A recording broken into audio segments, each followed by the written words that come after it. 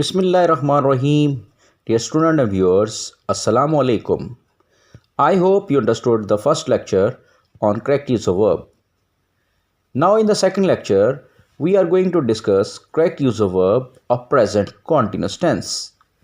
First of all, look at this picture. In this picture, there are two boys. One is running and crossing the road, while the second one is looking at the first one. Now, which tense the second boy should use to describe the action of the first boy? एक लड़का जो दौड़कर जा रहा है, उसके काम को बयान करने के लिए दूसरा लड़का कौन से टेंस का इस्तेमाल करेगा? तो आज हम जिस टेंस को डिस्कस करने जा रहे हैं वो इसी तरह के एक्शन के मुतल्लिक है, प्रेजेंट कॉन्टिन्यूस टेंस।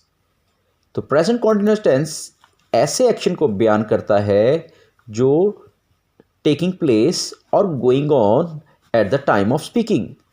जिस वक़्त हम बात कर रहे हैं उस वक़्त कोई काम जारी है और काम हो रहा है, उस वक़्त उस एक्शन को बयान करने के लिए हम प्रेजेंट कॉन्टिन्यूस टेंस का इस्तेमाल करते हैं। तो present continuous tense describes an action which is going on and we'll see an example. It is raining at present. Now we describe this action when it is happening. यानी जिस वक़्त बारिश हो रही है उस वक़्त इसको बयान करने के लिए हमने प्रेजेंट कॉन्टिन्यूस टेंस का इस्तेमाल किया।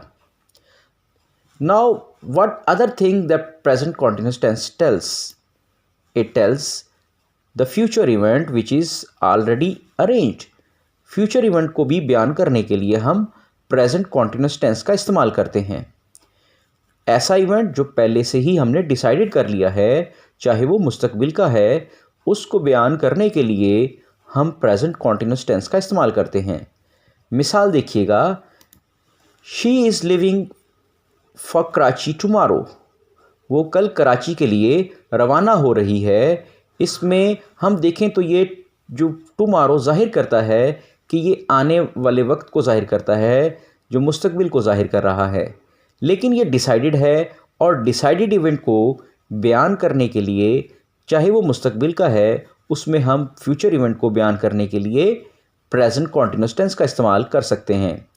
तो ऐसे इवेंट जो कि डिसाइडेड हैं और वो फ्यूचर से मुतल्लिक हैं, उसको बयान करने के लिए हम प्रेजेंट कॉन्टिन्यूस टेंस भी इस्तेमाल कर सकते हैं। Now look at keywords that if these words are in a sentence that shows the present continuous tense. First, now, at present, today, nowadays, at this moment, presently, at this time, currently, these days, tonight. अगर ये अल्फाज किसी फ़िक्रे में मौजूद हैं तो ये ज़ाहिर करेंगे कि ये किसी की काम के जारी होने या कॉन्टिन्यूस एक्शन को ज़ाहिर करते हैं। और कॉन्टिन्यूस एक्शन के लिए हम प्रेजेंट कॉन्टिन्यूस टेंस का इस्तेमाल करते हैं। तो इन अल्फाज के लिए अगर ये लफ्ज़ किसी फ़िक्रे में मौजूद होंगे तो ये ज़ाहिर करेंगे कि ये प्रेजेंट कॉन्टिन्यूस टेंस का फ़िक्रा है। और प्रेजेंट कॉन्टिन्यूस टेंस अगर हमें इन अल्फाज से अंदाज़ा हो जाएगा कि ये प्रेजेंट कॉन्टिन्यूस टेंस है, तो हम प्रेजेंट कॉन्टिन्यूस टेंस के बाद उसमें सही वर्ब और हेल्पिंग वर्ब क्या इस्तेमाल कर सकते हैं, तो हम इसको जानेंगे। Number 1, if these words are found in a sentence we use is are am plus first form ING, और फर्स्ट फॉर्म आईएनजी को हम प्रेजेंट पार्टिसिपल भी कहते हैं। अगर किसी टेंस में वो मौजूदा अल्फाज जो हमें पहले डिस्कस किए हैं वो मौजूद हों तो उसके लिए हम इज़ आर एम और फर्स्ट फॉर्म के साथ आईएनजी का इस्तेमाल करेंगे। मिसाल के तौर पर we see example the baby dash now. अब पीछे जो अल्फाज हमने बयान किए थे, नाउ उन अल्फाज में से है, तो ये ज़ाहिर कर रहा है कि ये कॉन्टिन्यूस टेंस को ज़ाहिर करता है। और प्रेजेंट कॉन्टिन्यूस टेंस में हमने देखा कि हमने इज़ आर एम और आईएनजी का इस्तेमाल करना है। तो आईएनजी के फॉर्म को इस्तेमाल करने के लिए हम कौन सी ऑप्शन पे जाएंगे? Is crying is the correct option. अगर फ़िक्रे में इज़ आर एम पहले से ही मौजूद हैं तो what form should be use? We use first form and ING only. अगर फ़िक्रे में इज़ आर एम पहले से मौजूद है तो हमने फर्स्ट फॉर्म और आईएनजी का सिर्फ इस्तेमाल करना है। अब हम कुछ एग्जांपल्स देखेंगे और इस एग्जांपल से हम आपका एक टेस्ट लेंगे कि आपको इसकी समझ आ गई है कि नहीं। तो पहले फ़िक्रे की तरफ चलते हैं। She dash English at present. The options are learns, learn, is learning, has learned. फ़िक्रे में अगर गौर करें तो हमें एट प्रेजेंट नज़र आ रहा है कि ये जो जाहिर कर रहा है कि ये प्रेजेंट कॉन्टिन्यूस का है, और प्रेजेंट कॉन्टिन्यूस में कौन सी ऑप्शन होनी चाहिए? तो this should be the option is learning. Now we'll move towards the second one. He dash at this moment. Now in this sentence options are is playing, plays, has played, played.